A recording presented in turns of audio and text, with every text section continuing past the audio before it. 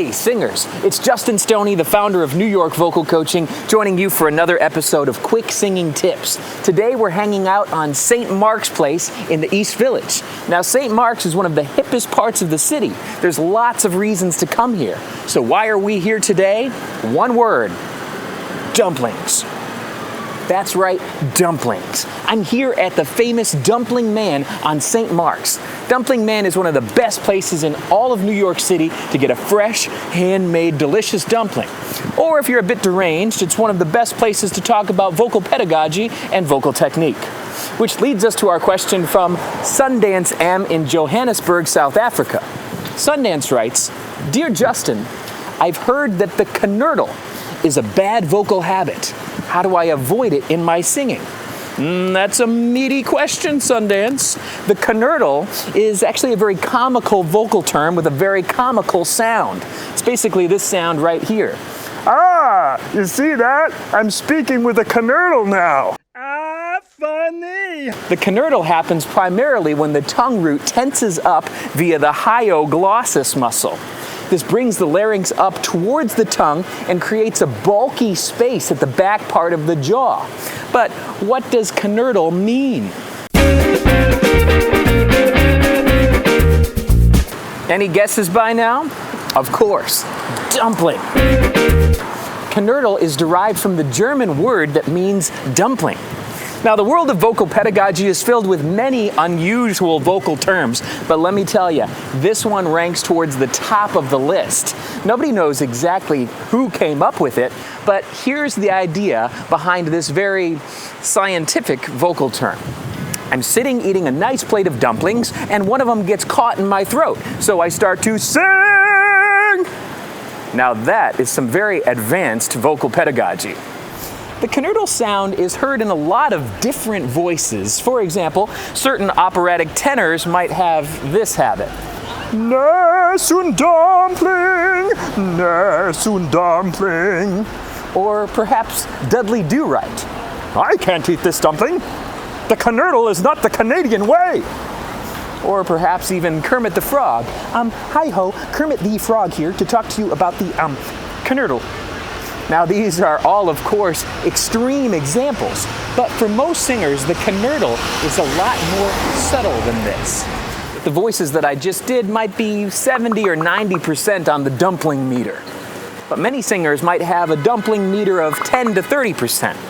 If this is the case, then the voice might sound muffled, manipulated, or slightly throaty in a froggy kind of way. It's the kind of sound where people wonder, not sure why this voice sounds a little strange. I can't put my finger on it, but something is a little bit off. Many times it's the knurdle. Might happen on certain high notes, on difficult phrases, or in your belt. Or it might be present in the voice systematically. So how do you know if you have the knurdle going on?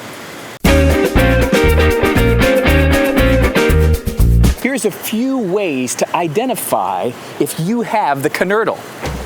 One, you feel a lot of tension in your tongue, particularly in the back. Two, you feel or see a muscular bulking in this area when you sing. Three, you hear a throaty, contrived tension or an unidentifiable froggy sound when you sing. Four, recordings of yourself reveal an oddness about your singing that is most likely not present in your speaking voice at all. If these kinds of things are going on, then it might be time to cut back on the dumplings. Or it might be time for a vocal exercise. Whichever is easier, I guess. So let's see what we can do to make sure that your voice never gets stuck. Remember, the knurdle is basically just unwanted tension in the back of the tongue. So let's start by doing some tongue stretches. Yeah, I know it's weird, but what's weirder? Doing it in the comfort of your own home or doing it on the streets of New York City? So here we go. Start by stretching your tongue outwards. And back. And back. Now let's go side. And now side again. And now other side. And one more. Nice. Now remember, tongue stretches are good to do even if your voice doesn't struggle with any kind of dumpling disorder. Now next, we're gonna do a vocal exercise proper with the Dumpling Destroyer vocal exercise. Ah! This exercise has two parts. The first part is with the tongue extended, totally eliminating the knurdle, like this. Ha ha ha ha ha ha ha. The second part has the tongue back in the mouth, but once it's back there, it should feel forward, mobile, and free of tension, like this. Ha ha ha ha ha ha ha. Now guys will be down here, ha ha ha, and ladies will be up here. Ha ha ha. And here we go. Ha ha ha ha ha ha ha. And now back in. Ha ha ha ha ha ha ha. That's it. Extend. Very good. And then back in. Excellent. And then back in. Great. Ha ha ha ha ha ha ha. And back. Ha ha ha ha ha ha ha. Good for you. And then back. That's right. And extend. And then back. Good.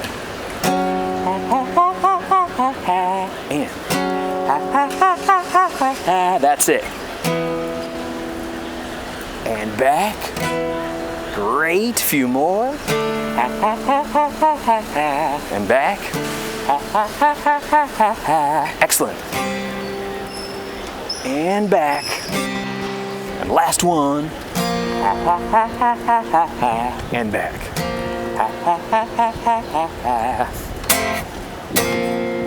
Ooh, awesome work. Well, I hope that helps you to tame thy tongue, or at least to dump your dumpling habit. Here's some other things that I hope will beef up your vocal journey. For voice lessons or Skype lessons with the NYVC staff, visit us at NewYorkVocalCoaching.com. If you'd like a vocal course that you can do at home, check out the Voice Lessons to the World vocal course. This 12-part program takes you on a singing journey from beginner to master-level vocal exercises. You can find it at voicelessonstotheworld.com. Or if you'd like free vocal tips sent to you each day, sign up at dailyvocaltips.com. And now, here's Justin with this week's Vocal Benediction. Sometimes in life our voices feel stuck and we feel stuck. But if that's you now, just remember it won't always be this way. Sometimes we just need to be in one place for a little while. Sure, it might feel dark and the heat might be on, but remember in those times, God still has something cooking. If you believe me on that, then let me tell you, soon you're coming out hot, coming out fresh, coming out irresistible.